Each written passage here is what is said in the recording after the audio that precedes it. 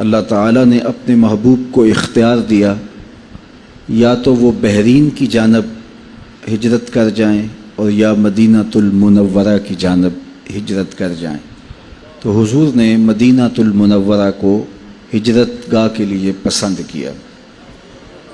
اور وہاں جب حضور پہنچے تو بنو اشہل نے بالخصوص اور انصار مدینہ نے جس طرح حضور علیہ السلام کی دعوت کو قبول کیا، اور دیکھتے ہی دیکھتے شجر اسلام ثمر بار ہونے لگا۔ یہود کی مخالفت کے باوجود تیزی سے لوگ اسلام کے دامن میں داخل ہونے لگے، اور اطراف سے قبائل سے لوگ بھی اسلام میں داخل ہونے لگے۔ تو قریش مکہ کو اچھا نہ لگا اسلام کا پھلنا پھولنا اور پھیلنا، تو انہوں نے کوئی بہانہ اور کوئی ذریعہ ایسا ملے کہ وہ مسلمانوں پر حملہ آور ہوں، تو عمر حضرمی کا قتل اور ابو سفیان کے قافلے کے حوالے سے انہیں تحریک ملی، اور وہ 1000 کا لشکر لے کر مکہ سے مدینۃ المنورہ کی طرف پیش قدمی کرنے لگے۔ آقا کریم علیہ السلام بھی 313 افراد لے کر مدینہ شریف سے نکلے اور بدر کی جانب روانہ ہوئے۔ تو آلات حرب و ضرب بھی بہت تھوڑے اور محدود تھے۔ صحیح روایات کے مطابق 2 گھوڑے، 6 زرہیں، 8 تلواریں، 70 اونٹ، یہ کل اثاثہ تھا۔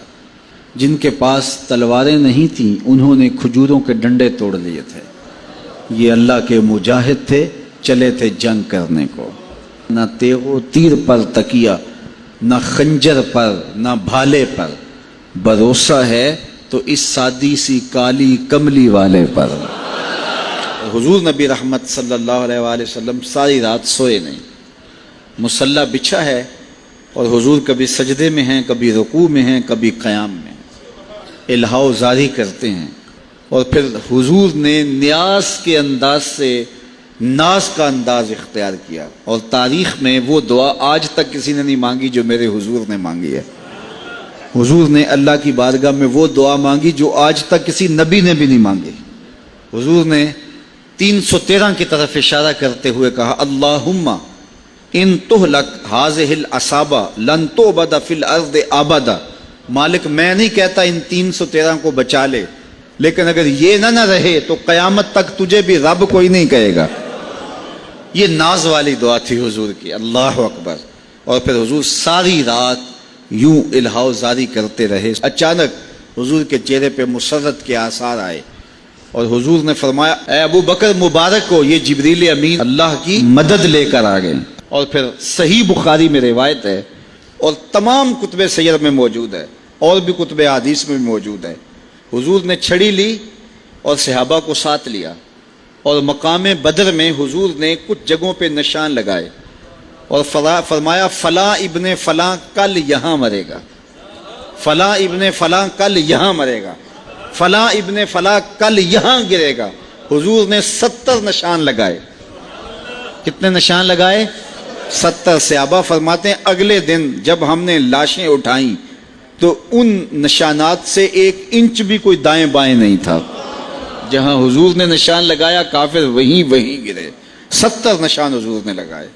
اللہ اکبر، اللہ کی مدد آ گئی۔ تو اللہ تعالیٰ نے مسلمانوں کو وہ فتح عطا فرمائی کہ میرا رب بھی کہتا ہے وَلَقَدْ نَصَرَكُمُ اللَّهُ بِبَدْرٍ وَأَنْتُمْ أَذِلَّةٌ۔ ہم نے بدر میں تمہاری مدد کی جب تم انتہائی بے سر و سامان تھے۔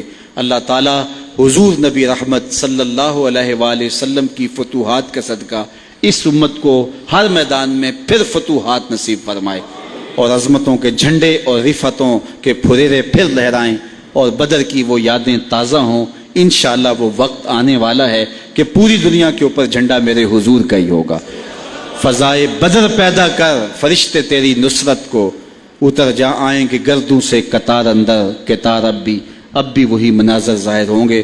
حضور کے نام پہ سب کچھ قربان کرنے کا جذبہ سیکھ لو۔ کی محمد سے وفا تو نے تو ہم تیرے ہیں، یہ جہاں چیز ہے کیا لوح و قلم تیرے۔